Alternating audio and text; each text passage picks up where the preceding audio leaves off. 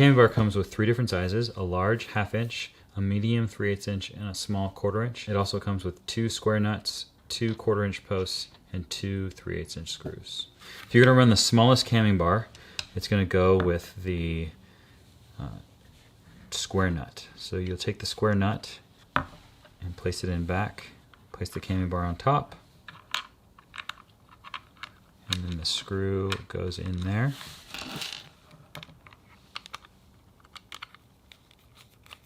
With all of that aligned, you tighten that down a little bit. Go ahead and leave that loose until you get the second one in. I'll then take my second square nut and hold it in place. My 3/8 inch screw.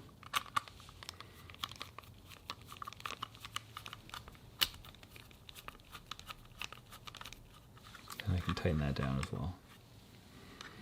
From here, you can snug. The camming bar doesn't really hold anything, you just want to keep it in place. So it doesn't have to be super tight. So once it's in place, you can try that inside your waistband and to see if that gives you the correct rotation you want. If you don't get enough grip tuck, then what you'll want to do is swap it out for one of the larger sizes. For the larger sizes, we'll go ahead and not use the square nuts, but we'll go ahead and use the 1/4 inch post. Place the 1/4 inch post in there, 3/8 inch camming bar, 3/8 inch screw.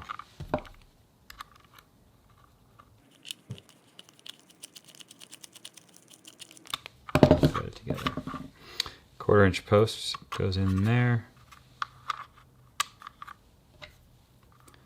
3/8 inch screw comes in on top.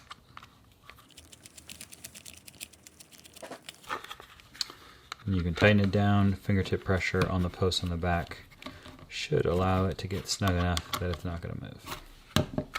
So now I have my 3/8 inch camming bar. The 1/2 inch gets installed the same way.